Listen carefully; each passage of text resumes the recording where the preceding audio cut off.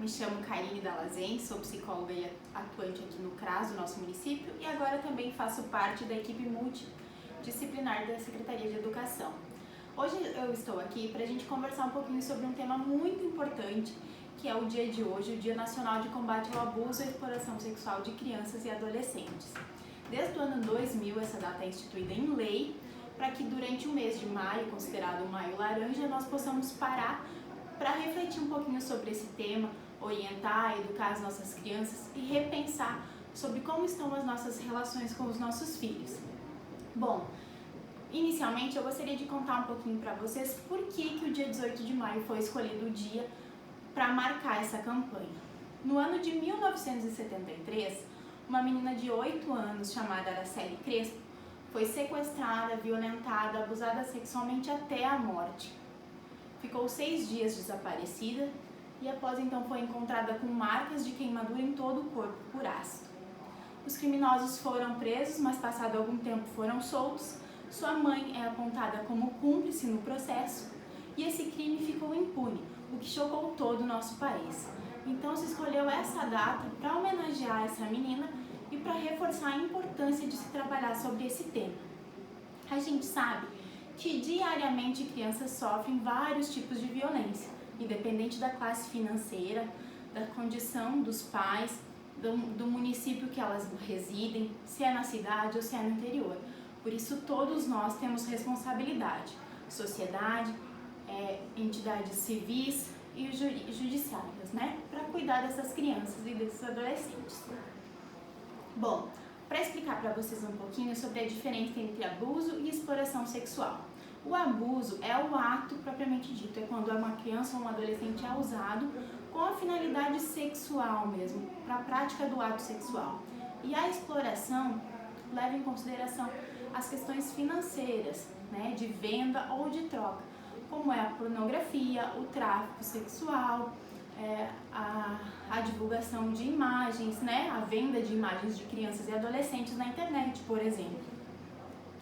Então a gente tem dados de que o nosso país, infelizmente, ocupa o 2º lugar no ranking nacional de exploração sexual, perdendo apenas para a Tailândia. Isso é muito chocante e faz com que acenda um alerta para toda a comunidade prestar atenção nesse fato. Também a gente tem um canal de denúncias, que é um canal que funciona 24 horas, todos os dias da semana, que é o Disque 100, e os dados do Disque 100 também são um pouquinho assustadores. A gente pode dizer que eles receberam, no último ano que se tem essa estimativa, que é o ano de 2019, 86,8 mil denúncias de violação de direitos envolvendo crianças e adolescentes. E dessas, 17 mil são referentes ao abuso sexual. Mas o problema é que a gente imagina que apenas uma a cada 10 denúncias cheguem, uma em cada 10 violações ou abusos sexuais cheguem ao conhecimento das autoridades. Então esse número é muito maior, né? A gente também sabe que 87% dos suspeitos são do sexo masculino, 85% das vítimas são meninas e 27% dos agressores é um familiar, ou pai, ou padrasto, ou avô, alguém muito próximo da família. E é isso que nos assusta, né? Então a gente tem que estar atento e prestar atenção a todos os sinais. O que a gente, enquanto pai, enquanto educador, pode fazer para mudar essa realidade? A gente tem que conversar sobre esse tema com os nossos filhos, né? Usar vídeos e fotos explicativas, histórias, de uma maneira lúdica, explicar para eles a importância de se cuidar, de estar atento, diferenciar o que é um carinho do bem e um carinho do mal, quem pode tocar no seu corpo, para quem ele pode mostrar o corpo, em que situações, para que a qualquer sinal ele esteja atento, alerta e saiba a quem recorrer. Outra questão importante é os pais, tendo qualquer dúvida, procurar um profissional, né? Pode nos procurar junto ao CRAS, pode se reportar às professoras no primeiro momento, ao Conselho Tutelar, à equipe do NAB, que atende em saúde mental aqui no nosso município, ou as próprias delegacias, ou então o Disque 100 que eu falei para vocês agora há pouco. E nesse caso é muito importante que qualquer suspeita seja denunciada, né? A gente não precisa ter certeza, não precisa esperar ter uma evidência concreta. qualquer suspeita deve ser denunciado para que então quem compete vai investigar e se possa cessar com esse ciclo de violência e tratar essa criança o quanto antes. Outra questão muito importante, que é o motivo da nossa conversa hoje, é a importância das relações familiares para coibir esse tipo de violência e outras tantas violações de direito que as crianças podem sofrer. A gente sabe que agora com a pandemia, as famílias foram obrigadas a redescobrir novas formas de se relacionar e de conviver. As crianças passaram a ficar mais tempo em casa, sob vigia dos pais ou dos cuidadores. Os pais muitas vezes acabaram perdendo o emprego ou estão em trabalho remoto, então também ficam mais tempo em casa. E eles precisaram se reconhecer, redescobrir novas formas de convivência. E agora com um elemento a mais que é o vírus, que é a pandemia e todo o medo, toda a tensão que tem em função disso. A gente sabe que é um momento de convivência mais intensa e mais desafiadora. As nossas potencialidades são evidenciadas, mas as nossas fraquezas, as nossas fragilidades, como pais também, Agora a gente está se deparando com as nossas dificuldades para orientar os nossos filhos nas atividades escolares, para cuidar deles em tempo integral, então tudo fica muito mais à flor da pele. Mas a gente precisa entender que a família tem uma função primordial, que é de apoio emocional e de proteção. E a criança precisa encontrar dentro de casa esse apoio e essa proteção, porque um ambiente saudável e acolhedor promove um desenvolvimento infantil de qualidade. E é isso que a gente busca, que as crianças se desenvolvam da maneira mais saudável e com qualidade possível. A gente precisa investir em qualidades nas nossas interações.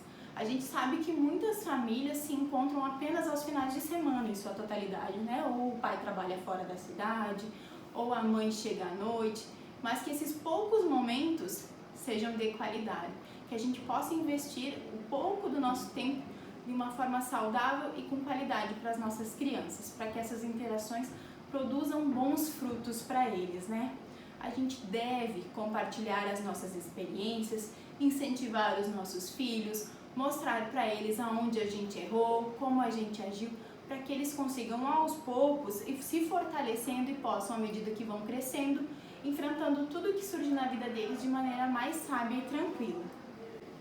Existem 3 conceitos básicos importantes quando se fala de laços familiares. O primeiro deles é reciprocidade, essa troca que eu comentava com vocês. As crianças, elas aprendem nos imitando, então a forma como a gente tratar elas agora vai refletir no trato dela com os coleguinhas na escola, com os professores e com a sociedade no geral. Então é muito importante a gente tratar eles do mesmo jeito que a gente espera que eles vão tratar a gente e os demais que eles convivem. Outro conceito é a responsividade, ser pais presentes, ativos na vida dos filhos.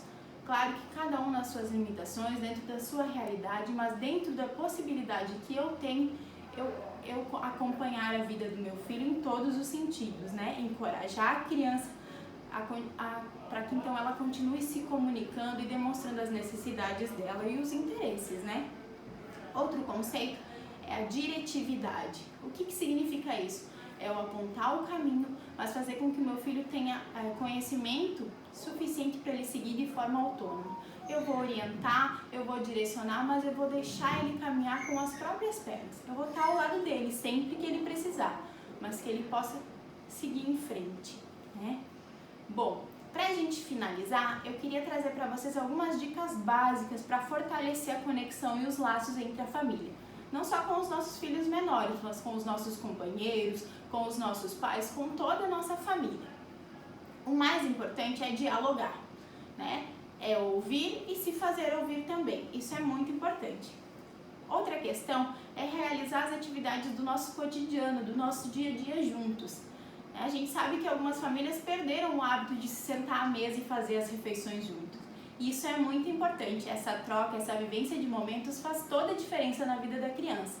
Então essa é uma dica simples que a gente pode pôr em prática já, Outra questão é falar sobre sentimentos. A gente não pode esquecer que as crianças, por menores que sejam, elas sentem, elas têm emoções, elas se sentem felizes, tristes, com medo. ansiosa, e a gente precisa falar sobre isso para que elas reconheçam também o que elas estão sentindo.